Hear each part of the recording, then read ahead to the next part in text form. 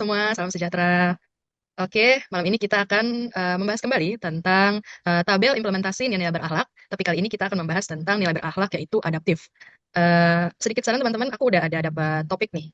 Kalau boleh izin share screen teman-teman, aku dapat dapat ide untuk bahas tentang berita ini. Ombudsman RI apresiasi inovasi layanan jemput bola BPN Tangerang dorong perluasan pelayanan pertanahan yang proaktif. Jadi, kalau saranku, kita bisa bahas kegiatan utamanya itu adalah tentang penerapan layanan jemput bola BPN penerapan inovasi layanan jemput bola. Kira-kira boleh teman-teman? Kalau aku Boleh setuju. sih Boleh itu, sih, Kak. setuju. Boleh sih, Kak. Setuju? Setuju. Ah, Apalagi itu Boleh. setuju. Oke, salah satu siap. penyelenggaraan pelayanan sih. Oke, Tapi ya. gimana sama tahapan kegiatannya tuh, mulai dari apa tuh ya? Oke, sekarang kita mulai dari tahapannya ya. Eh, kalau aku pribadi mau kasih dari rencana pertama dulu ya. Kalau dari aku itu tentang perencanaan dan analisis kebutuhan masyarakat dulu. Nah, itu nanti outputnya itu bentuknya adalah rancangan awal dari inovasi jemput bola itu, terus tabel analisis kebutuhan dari masyarakatnya. Baru kalau keterkaitan dalam mata pelatihannya itu adalah satu tentang adaptif. Dengan membuat rancangan dan analisis kebutuhan masyarakat, kita menunjukkan bahwa kita itu punya kepekaan terhadap kebutuhan masyarakat dengan cara bertindak proaktif dalam memenuhi kebutuhan masyarakat di bidang pertanahan. Yang kedua itu berorientasi pelayanan. Jadi kita dengan menganalisis kebutuhan masyarakat, kita berarti berusaha untuk memahami dan memenuhi kebutuhan masyarakat. Seperti itu teman-teman. Masih masuk ya kira-kira itu? Iya, bagus kalau itu ya, Ya, masuk. bagus, bagus Ya. Kak, Setuju. kalau itu. Oke, kira-kira ada saran buat tahapan kedua teman-teman?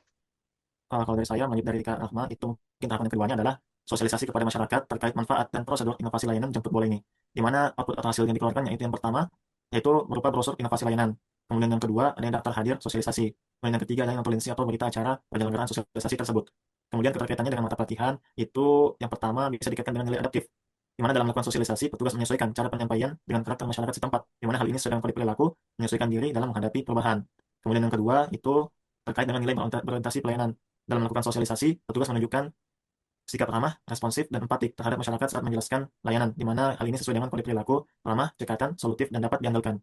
Kemudian yang ketiga, itu bisa dikaitkan dengan nilai akuntabel. Dalam melakukan sosialisasi, petugas menyampaikan informasi sesuai dengan ketentuan dan dasar hukum yang berlaku, serta mencatat hasil sosialisasi dengan jelas, agar dapat dipertanggungjawabkan kepada atasan dan masyarakat, yang sesuai dengan kode perilaku melaksanakan tugas dengan jujur dan bertanggung jawab.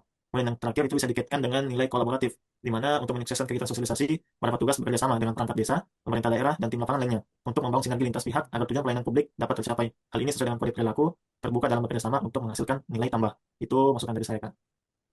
Oke, makasih Kak Muksid. Masuk ya, jadi tahapan kegiatan keduanya itu adalah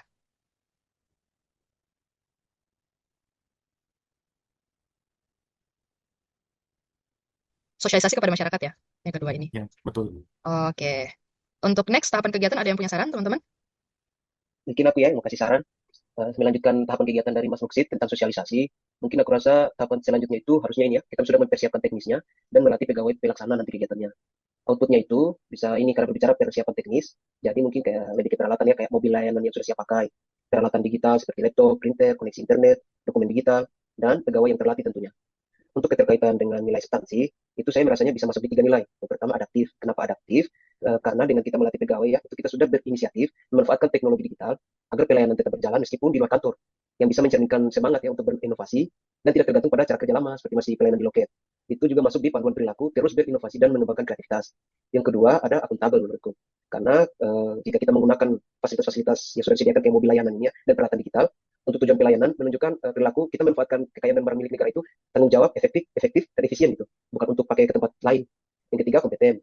Kenapa kompeten? Karena petugas pelaksananya meningkatkan kompetensi dirinya ya, untuk melalui pelatihan tadi, tentu untuk menjawab tantangan yang selalu berubah. Mungkin itu sih dari saya. Oke, makasih Kak Agus. Jadi untuk yang ketiga itu adalah persiapan teknis ya, persiapan teknis dan pelatihan pegawai pelaksana. Iya, betul sekali Kak. Oke, nah untuk tahapan selanjutnya ada yang mau kasih tambahan lagi guys? Nah, saya mau kasih usul nih, Kak. Kalau dari Kak Agus tadi kan persiapannya. Kalau dari saya, tahapan pelaksanaannya begitu. Pelaksanaan inovasi layanan jemput bola di lokasi, pelayanan yang sudah ditentukan. Untuk perputnya, itu yang pertama adalah berkas pemohon yang telah terverifikasi. Yang kedua, tanda terima berkas pendaftaran. Yang ketiga, bukti pembayaran SPS. Dan yang terakhir itu berita acara kegiatan. Nah, untuk keterkaitan dengan substansi, itu yang pertama adalah loyal. Karena dalam melaksanakan pelayanan jemput bola, petugas harus menjaga kerahasiaan berkas pemohon atau menjaga rahasia jabatan. Lalu yang kedua ada akuntabel. Dalam pelaksanaan pelayanan inovasi jemput bola, petugas melaksanakan kegiatan sesuai dengan prosedur dan standar layanan yang berlaku. Lalu yang ketiga itu harmonis. Karena dalam melayani pemohon, petugas melayani dengan dan menghargai setiap orang tanpa membedakan latar belakang, sehingga layanan pertanahan menyentuh di setiap lini masyarakat atau menghargai setiap orang apapun latar belakangnya. Begitu sih usulan dari saya, Kak. Oke, makasih Kak Oke. Victor.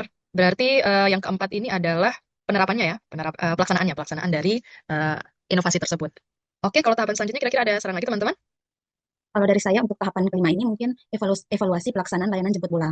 Nah, untuk outputnya ini ada laporan kegiatan berkala yang berisi hambatan dan kendala dan rekomendasi perbaikan. Terus yang kedua tuh rekapan hasil survei kepuasan masyarakat. Nah, kalau keterkaitan dengan mata pelatihan tuh yang pertama ada berorientasi pelayanan. Nah, jadi dengan melakukan evaluasi pelayanan itu merupakan salah satu bentuk dari komitmen instansi untuk melakukan perbaikan tiada henti. Nah, kedua itu kompeten. Dengan adanya evaluasi dapat meningkatkan kualitas pelayanan pertanahan ke depannya. Pengetahuan masing-masing pegawai terkait. Jadi ini dengan kode etik yang melaksanakan tugas dengan kualitas terbaik. Terus yang ketiga itu nilai kolaboratif.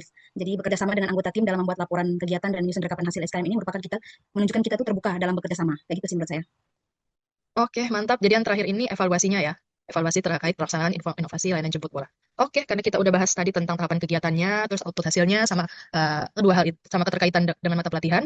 Sekarang kita ke kolom berikutnya, itu kontribusi terhadap visi misi organisasi. Kalau kalian ada saran nggak nih? Apa isinya kolom ini? Kalau dari saya mungkin kalau sesuai dengan Renstra 2025 sampai 2029 itu mungkin ada tujuan kementerian yang tujuan kedua itu yaitu meningkatkan kepastian hak atas tanah yang berkeadilan dan mengutamakan kepentingan nasional untuk mewujudkan misi yang pertama yaitu menyelenggarakan pengelolaan pertanahan dan penataan ruang yang berbasis digital terintegrasi dalam rangka mendukung pertumbuhan ekonomi berkelanjutan dan penurunan tingkat kemiskinan. Kayaknya itu sih menurut saya. Oke, jadi yang dipilih itu adalah tujuan 2 ya. Iya Jadi benar. untuk mewujudkan misi ke-1 Kementerian ATR BPN. Oke, setuju teman-teman? Kira-kira kalau itu kontribusi terhadap visi misi organisasinya? Setuju, Setuju Kak. sih kalau aku. Setuju sih, Kak. Setuju Sesuai, ya. sesuai sama Betul ya. kegiatannya kita ini. Ya. Oke, Iya. oke. Berarti kita next ke kolom berikutnya ya, tentang penguatan nilai-nilai organisasi. Ada yang punya saran nggak nih untuk penguatan nilai organisasi? Mau isi apa? Kalau dari aku, Kak, mau kasih usul terkait penguatan nilai organisasinya. Kalau kita mengacu dari Kepmen ATBP nomor 115 tahun 2020 itu, terkait dengan kegiatan kita dalam melakukan penerapan inovasi pelayanan jemput bola, menunjukkan sikap antusias dalam menghadapi perubahan dengan bersikap sopan, ramah, cermat, dan teliti, serta peduli terhadap lingkungan pelayanan pertanahan. Maka dari itu, berdasarkan Kepmen tersebut, hal ini bisa masuk ke dalam nilai melayani. Oke, jadi kalau buat Kak Muksid ini bisa masuk di melayani ya, penguatan Ya, nilai organisasinya. Oke, melayani. Ada tambahan lagi teman-teman? Nah, izin Kak usul, kalau boleh nambahi punya Mas Musid. Yang kedua itu adalah dalam melakukan penerapan inovasi pelayanan jemput bola, terdapat nilai profesionalisme yang mengandung makna bahwa dalam bekerja mengutamakan kolaborasi, bersikap terbuka, selalu semangat dalam menghadapi perubahan, termasuk terhadap perubahan teknologi. Itu kalau dikaitkan dengan nilai profesionalisme sih Kak, sesuai dengan Kepmen. Oke, jadi yang kedua ini tadi pertama udah melayani, sekarang kita dapat yang profesional ya teman-teman ya. Jadi masih masuk itu ya teman-teman ya, boleh ya? Masuk. Oke, siap. Ada tambahan lagi teman-teman? Biar pas nih, ada terpercaya juga. Aku mau usulin satu lagi sih. Nah, oke Kak, Selain, silakan. selain yang sudah disampaikan Mas Muksid sama Mas Victor ya, ini nilai organisasinya masuk dalam melayani dan profesional. Menurutku terpercaya juga masuk sih Kak. Kenapa?